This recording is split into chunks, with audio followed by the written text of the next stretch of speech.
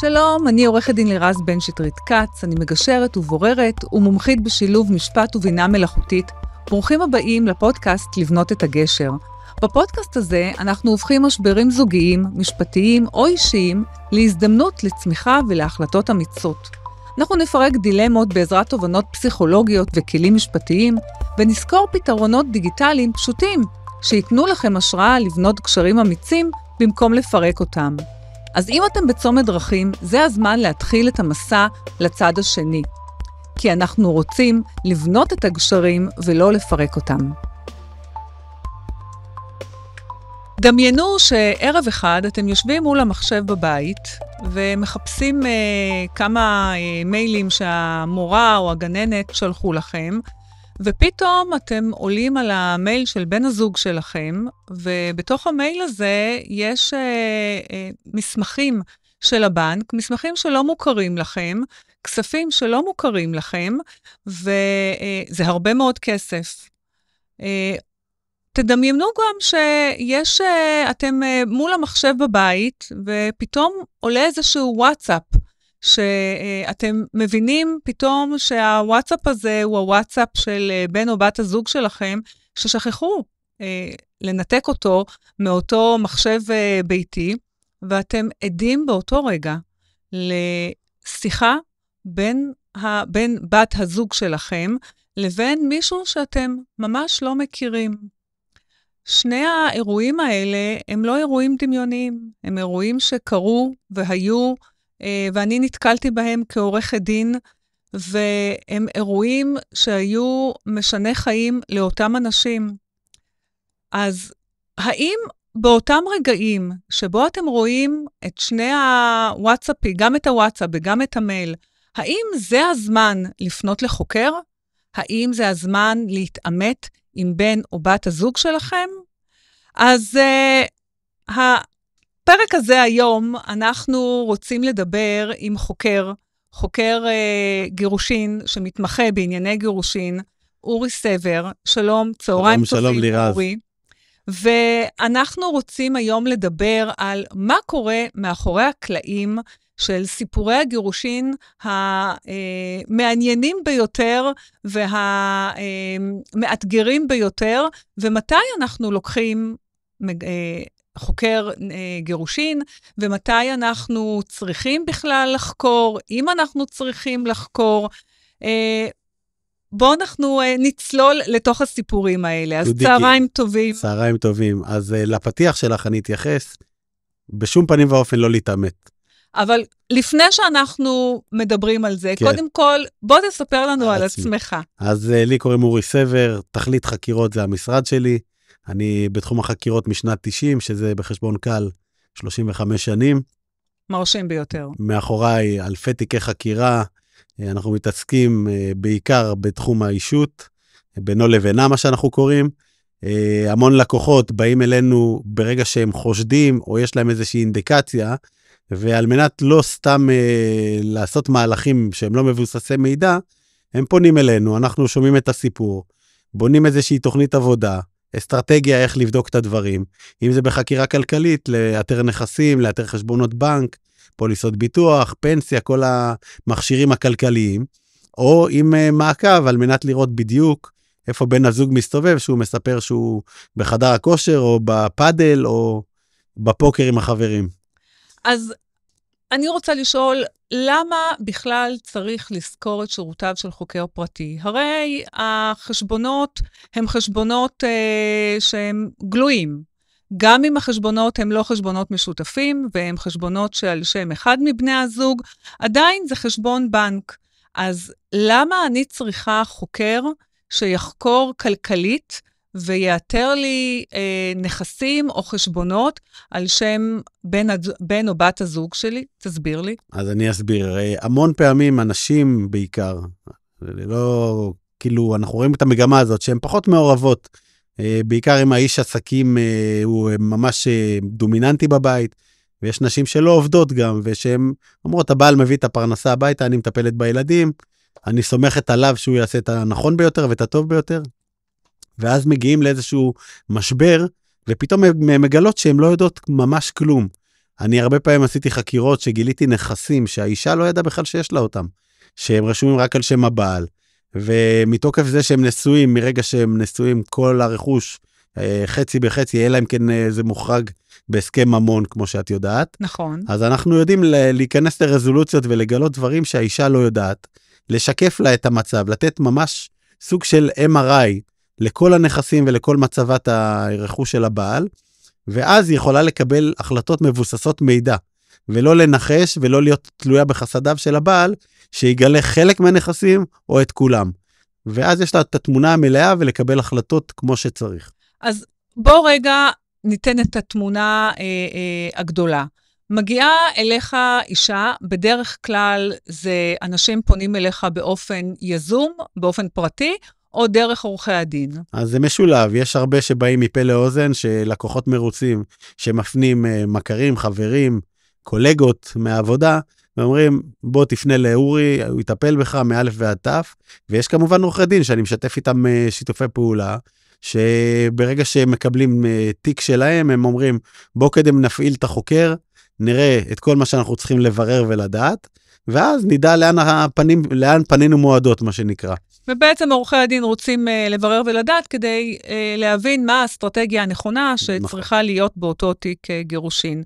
אז האם יש איזשהו מידע מקדים שאתה מקבל לפני שאתה מתחיל לפעול, או שאתה פועל בחלל ריק? ממש לא. אני מאמין שצריכים במרכאות לחלוב את הלקוח כמה שיותר אינפורמציה, כמה שיותר מידע, לכל מה שהיא יודעת וחשופה לגבי סדר היום שלו, אם זה במעקב, ואני יודע שההורים שלו גרים ברחוב הרצל 7, אז שהוא עולה להרצל 7, אין מה לעלות חוקר ולצלם לאיזה דלת הוא נכנס, כי אני כבר יודע שההורים שלו גרים שם.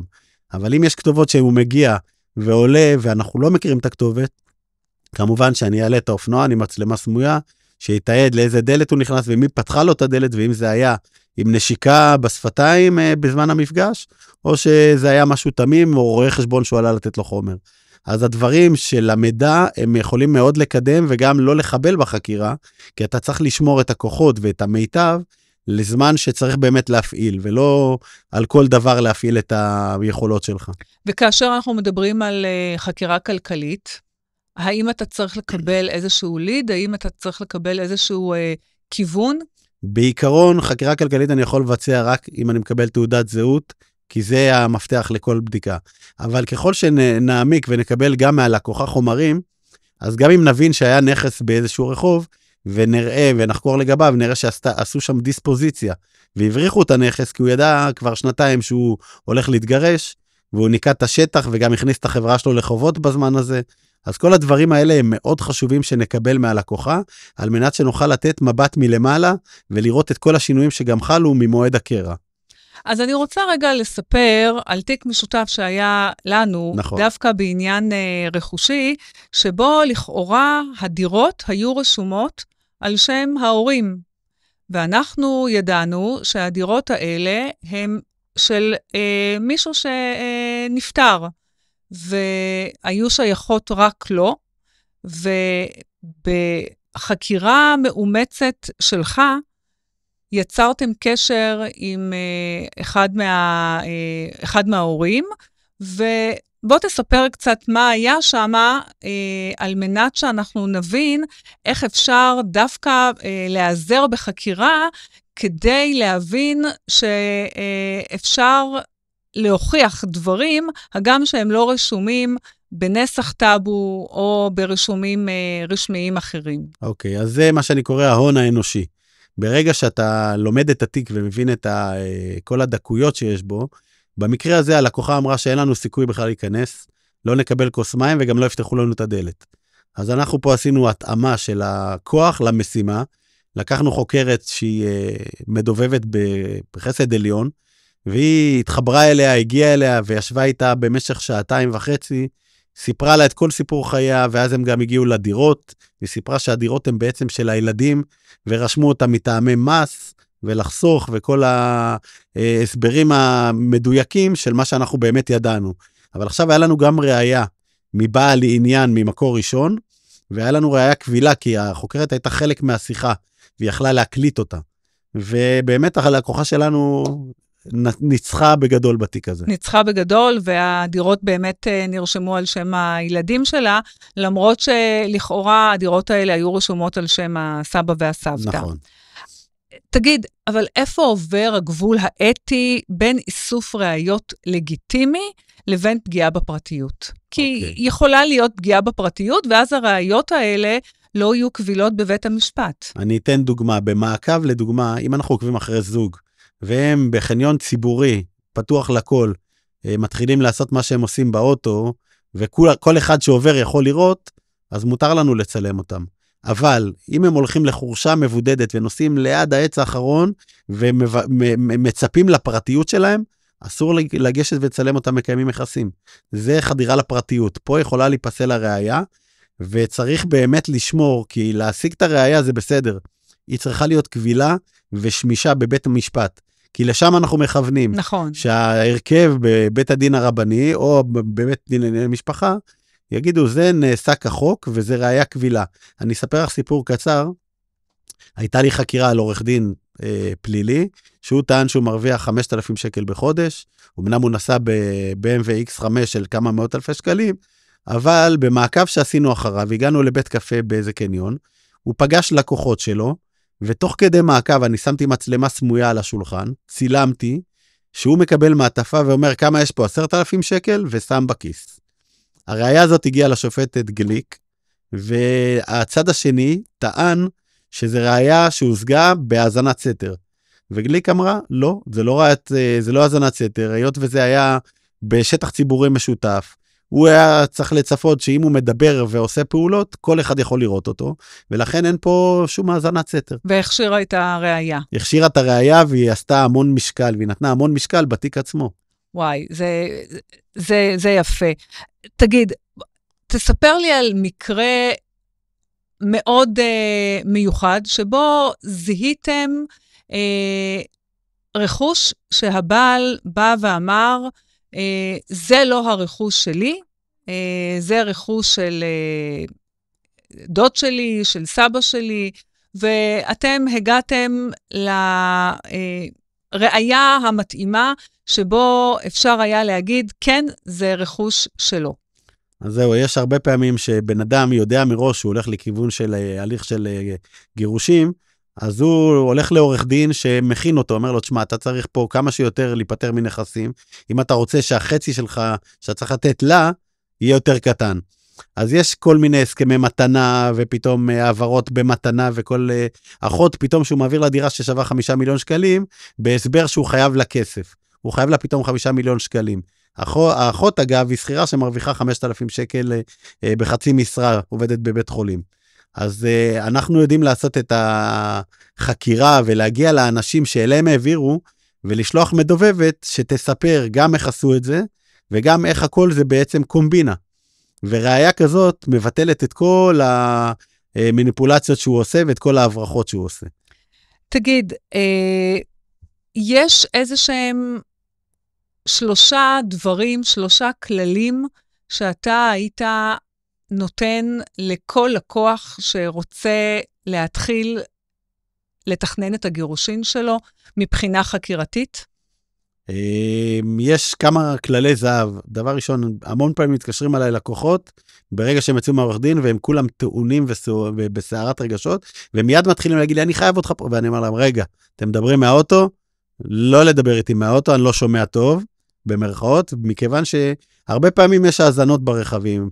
היום לא צריך להיות חוקר פרטי, יש חנויות בילוש, שמים מכשיר קטן ושומעים כל מה שהבן אדם מדבר ברכב, ואז אתה משחק פוקר עם מישהו שיש לו מראה בגב, יודע את הקלפים, יודע לעשות את ההתאמות למהלכים שלו, וזה לא פייר פייט. דבר שני, הייתי תמיד אומר שצריכים ללכת לחוקר פרטי, עם רישיון לניהול משרד חקירות, ולא חוקר רגיל, כי אז גם הראייה שלך יכולה ליפול. חוקר פרטי ללא רישיון למשרד חקירות, הראייה שלו לא קבילה. הוא חייב לעבוד באמצעות משרד. זה משהו שאנשים לא יודעים, והרבה פעמים הם מגיעים לבתי משפט וזוכים לעוגמת. ויש להם איזושהי ראייה, אבל היא לא קבילה וחבל. היא לא יכולה להיות קבילה, כי עורך דין מהצד השני שמכיר את החוק, נכון. יודע שרק משרד חקירות יכול לנהל חקירה באופן ישיר מול לקוח. ודבר שלישי, כמה שפחות לדבר, כמה שפחות לספר. לא לספר לכל השכונה שאתה הולך לעשות ככה וככה, והולך להפעיל חוקר, והולך לקחת עורך דין. בעצם לא לגלות את הקלפים שלך. אומרים שדג שלא פותח את הפה, אי אפשר לדוג. נכון. זה בדיוק העניין.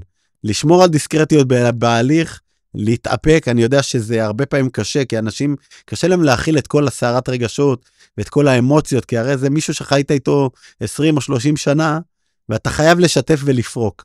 אבל לנסות להימנע מזה, זה דבר שתמיד עושה רע, ופוגע. ואני אוסיף ואומר, בנוגע לעניין הזה, שלא להתאמת עם הצד השני, לא להתאמת, כי ברגע שאתה מתאמת, עצם האימות הוא לדבר בלהט ובעצבים ובכעס, וכאשר אנחנו כועסים, אנחנו מגלים את כל הקלפים שלנו, ואנחנו אומרים דברים שלא צריך ולא כדאי, אז א', אנחנו אומרים דברים שלא צריך ולא כדאי, ודבר שני, יכול מאוד להיות שמקליטים אותנו. בדיוק מה שבאתי לומר. ולכן זה לא טוב, נכון. גם שמקליטים אותנו, כי אם אנחנו מתחילים לצעוק ולהרים את הכל, אז יכול להיות שבית המשפט, זו איזושהי ראייה שאנחנו אלימים, וגם שאנחנו אומרים דברים שאנחנו לא צריכים להגיד, ולכן כל האימות הזה, אימות בעין, הוא לא נכון מכל הבחינות. נכון, נכון. זה מדויק, זה בדיוק מה שחשבתי לומר, בדיוק אמרת את הדבר הנכון ביותר. יפה. תאמר לי, נכון שהרבה מאוד אנשים רוצים לקחת חוקר, כאשר הם רוצים לתפוס את בן או בת הזוג בוגדים. אבל האם תמיד אתם מוצאים בגידה? האם תמיד אפשר למצוא את הבגידה? האם הראיות תמיד קבילות? עכשיו אתה סיפרת לנו שלפעמים הראיות לא יהיו קבילות. אז למה בכלל להתחיל עם זה? זה הרי עולה הרבה מאוד כסף. אז זהו, אז אם אתה רוצה, יש הרבה פעמים אנשים פסיכולוגית רוצים לדעת אם החשד שלהם הוא אמיתי או לא. בשביל לפרק משפחה אתה לא יכול ללכת על חשד, אתה צריך לדעת להיות מבוסס מידע, כמו שאמרתי קודם, להפעיל חוקר, לראות בדיוק מה קורה, עם מי הוא נפגש, מה טיב הקשר, גם יכול להיות שיש מישהי שחברה מעבודה, שהיא ידידת נפש, והם רק נפגשים בקפה, מדברים, אין שום אינטימיות, נפרדים בחיבוק קל, ולא הולכים לצימר או משהו כזה. אז אתה צריך לדעת, ולפעמים אנחנו גם מצילים משפחות שלא מפרקים, כי אנחנו מגלים שהקשר הוא תמים, ולא באמת משהו אינטימי. שזה באמת משהו מאוד נדיר. חשוב שאתה אומר בעצם. כן. אתה אומר, זה לא משנה שהראייה הזאת לא תהיה קבילה, או גם אם היא קבילה, יכול להיות שהיא לא תעזור בהליך המשפטי, ותכף ניגע גם בעניין הזה. אבל מימד הוודאות של אותו אדם, שחושב שצריך לפרק את הנישואין בגלל הבגידה, העניין הזה הוא החשוב ביותר, הוודאות. נכון. היא החשובה ביותר, כי קשה מאוד לפרק נישואין. נכון, מעורבים ילדים גם בתוך הסיפור, זה לא רק שאתה נפרד מחברה, אתה מפרק מערכת שלמה של ילדים, של משפחה, של כל המשפחה שלה ושלך. המון פעמים זה, את יודעת, עניין שהוא גל ניפוץ מאוד גדול. צריך ממש להיזהר, זה דיני נפשות מה שאנחנו מתעסקים, ואם אנחנו לא בטוחים בראייה, אז אנחנו אומרים ללקוח, יש פה ספק. אנחנו צריכים להעמיק את הבדיקה, ולהיות ממש בטוחים, על מנת שאתה תוכל לקבל באמת את התמונה המלאה והמדויקת. ועוד תיק שהיה בינינו, שהייתה לי לקוחה, שבאה וסיפרה לי סיפור על בעלה, ואמרה לי, תראי, אני באמת לא יודעת מה יש לו. הוא אומר שהוא נמצא בדיכאון, והוא נמצא באיזשהו משבר, והוא יוצא, הוא יוצא הרבה פעמים לבד, והוא יוצא הרבה לחדר כושר, ואני באמת לא יודעת מה לעשות. ואני בחושיי הבנתי שאני מבינה באיזה משבר הוא נמצא, ואני מבינה שצריך להפעיל אותך, כדי להוכיח שהוא בעצם בוגד. וביום האהבה, אתה הלכת, הוא אמר שהוא יוצא, והוא אמר שיש לו כרטיס להופעה של מירי מסיקה, אם אני לא זוכר. מירי מסיקה בהיכל התרבות, נכון. בהיכל התרבות, והוא אמר שהוא הולך עם איזשהו חבר, ואני שאלתי אותך אם בא לך ללכת להופעה של מירי מסיקה. כן. ואמרת לי שכן, ואחרי כמה שעות קיבלתי תמונות. סרטים ותמונות, נכון. אז תספר רגע על זה. הייתה אחלה הופעה. כן, האמת היא שאני הכנסתי 2 חוקרים שלי שישבו וקנו כרטיסים, ובעמדה מאוד ששולטת על הכיסאות שהוא והחברה קנו, וראינו אותם מתחבקים ומתנשקים במהלך ההופעה, ואני אמנם חיכיתי בחוץ על הרכב, אבל היה שם חד משמעית וברור שיש שם קשר אינטימי, רומנטי, ושהוא לא קצר גם, שהוא נמשך זמן רב. לפי כל הקטנות שאנחנו יודעים לזהות, בפגישה הראשונה לא עושים מה שעשו שם. שיקפנו ללקוחה, והיא כמובן קיבלה את ההחלטות שלה בעקבות זה. וזה נכון להגיד, קיבלה את ההחלטות, כי אני יכולה לומר באמת מתוך ניסיון, שלא כולם מתגרשים כתוצאה מבגידה. נכון. ואני גם באופן, אני חושבת שיכול מאוד להיות שהיו, אני יודעת שהיו נסיבות אחרות, מדוע אותה בחורה התגרשה. זה לא היה אך ורק בגלל הבגידה. כל אחד עושה את השיקולים שלו, ולא רק בגלל שיש איזושהי בגידה באופק, אז מפרקים את המשפחה. כל אחד על פי מצפונו עושה, וכל אחד על פי ראייתו, ולכן חשוב מאוד להבין שאפילו גם במקרה הזה, הראייה הזאת, הבגידה, לא עזרה לאותה לקוחה באופן אקטיבי בהליך המשפטי. כלומר, היא לא קיבלה יותר רכוש, היא לא קיבלה יותר מזונות, אבל היא קיבלה איזושהי ודאות מדוע היא צריכה להתגרש. וזה התווסף לעוד הרבה מאוד סיבות אחרות, שבגללן היא החליטה להתגרש. כן, במקרה של בגידה יש רק משמעות אחת בבית דין הרבני, שהיא מקבלת את הכתובה שלה. זה משמעות כספית ישירה. בקטע של חלוקת רכוש, אין לבגידה שום השפעה, לא משנה כמה פעמים בגד ועם כמה נשים, אין שום השפעה. ההשפעה היחידה זה בקטע של רבני, גם אם אישה בוגדת, אז היא אסורה על בעלה ועל בועלה. והיא מפסידה את מזונותיה. וגם את הכתובה שלה. במידה שהיא בוגדת, וזה תלוי גם מה שהחליט ההרכב בבית הדין הרבני. נכון, אז היא מפסידה את מזונותיה, כלומר את מזונות האישה, אבל חשוב לציין שאם היא עובדת, היא ממילא לא זכאית למזונות אישה, ולכן גם פה אין שום משמעות, ואני אומר ואדגיש שגם לכתובה לפעמים אין משמעות, משום שזכאית האישה לקבל רכוש אחר שלא על שמה, ולכן בית הדין הרבה פעמים אומר שאין כפל מבצעים, ולכן הוא לא נותן גם את הכתובה, וגם נכסים שלא היו רשומים על שמה. נכון, עושים איזון משאבים. ולכן לפעמים זה באמת לא זה רק ברמת הוודאות של אותו אדם. כן, יש פה איזשהו משהו דקלרטיבי, שפשוט היא רוצה לדעת עד הסוף, שהיא שלמה עם המהלך שהיא עושה, והיא יודעת שבאמת יש פה משבר אמון גם גדול. הרבה פעמים אנחנו רואים את הקטע שהמשבר אמון, הוא לא מצליח אף פעם לחזור ל-100%. זאת הבעיה המרכזית. וזה משהו שחוזר על עצמו כל הזמן.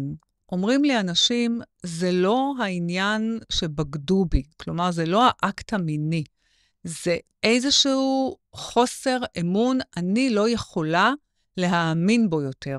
כי אם הוא בגד בי, אם הוא אחרי שהוא היה איתה, הוא בא הביתה, וכאילו שום דבר לא קרה, איך אני יכולה להמשיך לבטוח בו גם בענייני הכספים שלנו? אולי הוא גנב ממני, אולי הוא לקח ממני, אז באמת, זה עניין באמת של חוסר אמון.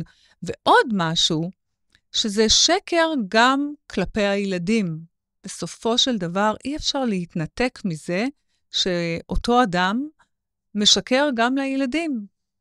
וזה איזשהו כאב גדול, ואני יודעת שלמרות שאין לזה איזשהו בנפיט כלכלי לעניין הבגידה, הרבה פעמים תיקים מסתיימים כאשר יש לי ראייה על בגידה, והצד הנבגד בא ואומר, אם אתה או את לא תבואו ותתפשרו ותסיימו את ההליכים המשפטיים, אני אציג את הראייה הזאת בפני הילדים. וזה הרבה פעמים עניין שמסיים סכסוכי גירושים. מנוף לחץ מאוד משמעותי. הוא מנוף לחץ. מעבר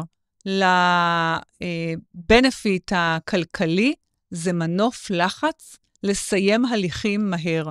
ויש לזה את היתרון של זה.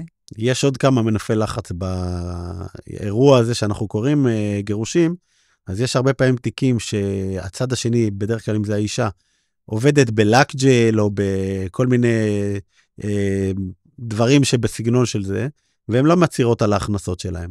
אז הבעל שולח אותנו, אנחנו שולחים כמובן חוקרת 2 או 3, לבצע טיפולים, משלמים במזומן, רואים שהיא לא מוציאה חשבונית, ואז הבעל יש לו מנוף לחץ עליה, על זה שהיא מעלימה את ההכנסות שלה, והיא יכולה להסתבך גם עם הרשויות, וזה גם מנוף לחץ שמסיים הרבה יותר מהר את כל ההליך המשפטי ואת כל ההתנהלות המשפטית. זאת אומרת שהמטרה של החקירה היא לא להראות שהיא מרוויחה מיליונים, אלא מנוף לחץ לסיים את ההליכים נכון. כמה שיותר מהר, כי הרבה נכון. מאוד פעמים אנחנו מבינים שאחד מבני הזוג לא אצה לו הדרך, רוצה למשוך את ההליכים מכל מיני סיבות.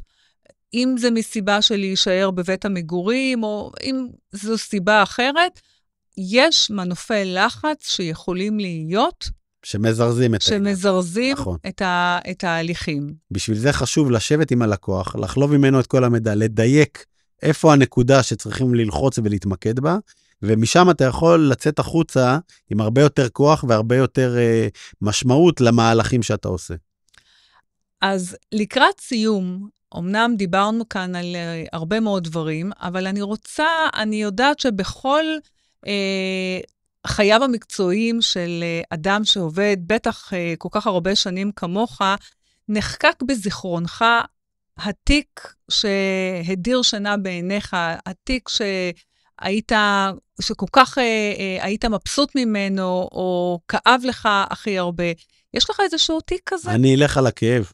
על הכאב. תיק שעשינו לפני הרבה שנים, היה מעקב שביצענו עבור לקוחה, אחר הבעל, ושהגענו איתו לאיזושהי כתובת, דיווחתי אחורה ללקוחה, הוא הגיע לכתובת כזאת וכזאת, ואני שומע אותה, עוצרת את נשימתה, ואומרת לי, מה? אתה בטוח שהוא שם? אמרתי לה, כן, מה כל כך... היא אומרת לי, אני באה עכשיו. אני אומר לה, מה זאת אומרת את באה עכשיו? היא אומרת לי, תקשיב טוב, אני באה עכשיו, זאת אחותי. אני גם כן איבדתי כמה נשימות. אמרתי לה, תקשיבי, קודם כל, אם את מגיעה, זה בלי שום אלימות, כי אם יש אלימות, אנחנו עוזבים ולא, כאילו, לא משתפים את הדבר הזה פעילות. ודבר שני, אנחנו צריכים לעשות את זה חכם. אם יראו אותך בעינית, לא יפתחו לך את הדלת. נכון. שלחתי את ערן, הקטנוען שלנו, לקנות זר פרחים. הוא קנה זר פרחים, דפק בדלת, כשהלקוחה נמצאת מאחורי הגב שלו, הבעל שלה פתח לנו עם תחתונים את הדלת, והיא ישר עטה על אחותה. עכשיו, שמתי לה טלפון עובד בכיס, שאני ברכב אשמע את כל הדיבור, וגם יראה שבאמת זה לא מתפתח לאלימות. אבל זה תיק שבאמת, כאילו, קלו כל הקיצים. ללכת עם אחות של אשתך, זה כאילו, זה לא קורה כל יום, אבל זה תיק מעל 25 שנה לדעתי, ולא יוצא לי מהראש. אז דווקא בעניין הזה אני יכולה לומר שהיה לי תיק, שבני הזוג המשיכו וחיו ביחד, אחרי שהאישה הלכה עם בעלה של אחותה. והם המשיכו לחיות ביחד 20 שנה, הם התגרשו אחר כך, אבל לא בגלל זה.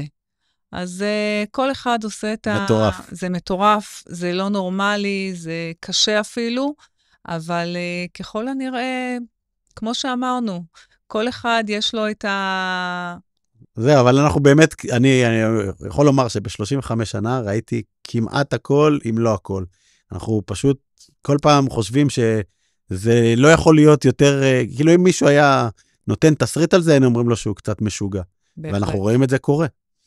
כולל עבודות בחול שנסענו ועקבנו אחרי איש עסקים שאמר שהוא לא עובד, כי הוא רצה להקטין את עניין המזונות ואת כל התשלומים, והוכחנו שהוא גם עובד, וגם מקיים פגישות במלון הכי יקר בקמפינסקי בשוויץ, ואספנו אחריו את כל החומרים שהוא השאיר מהפגישה, הבאנו ראיות לבית משפט, ואז במעקב שנמשך אחר כך, הוא עבר את הגבול לצרפת, ושם הוא פגש את המאהבת שלו. זאת אומרת, אז בתיק הזה תפרנו גם את העניין הכלכלי, וגם את העניין של הבגידה, והלקוחה בעלת אמצעים הייתה, ובזכות זה שהיא הייתה בעלת אמצעים, זה אפשר לנו לעשות מעקב כזה יקר וממושך, מה שנקרא, אבל היא קיבלה שם ראיות זהב, מה שנקרא. זה יפה. תגיד, יש איזשהו מסר אחד שאתה יכול לזקק למי שעומד בפני גירושין, ככה לקראת סיום? תהיה בן אדם טוב, תישאר חבר של בת הזוג שלך, אתה הולך לגדל את הילדים, הלאה, לחתן אותם, זה הדבר הכי חשוב בעיניי. זה הדבר הכי מזוקק, תישאר בן אדם. זה שרבים על כסף, כסף הולך, כסף בא, אנשים יודעים לייצר כסף, אבל ברגע שאתה פוגע בבת זוג, באמא של הילדים, זה משהו שהוא יכול ממש לפגוע גם בך, וגם בילדים, שהם הכי חשובים. לא לעבור מאהבה גדולה לשנאה גדולה. נכון. וההבדל הוא הבדל מאוד מאוד דק. ועם המסר הזה אני בהחלט חותמת עליו, ואני מודה לך מאוד שהשתתפת. בשמחה, תודה לך על האירוע. תודה רבה, ותודה רבה לכם, ותמשיכו לעקוב אחרינו. שיהיה יום טוב, המשך יום טוב. יום מצוין.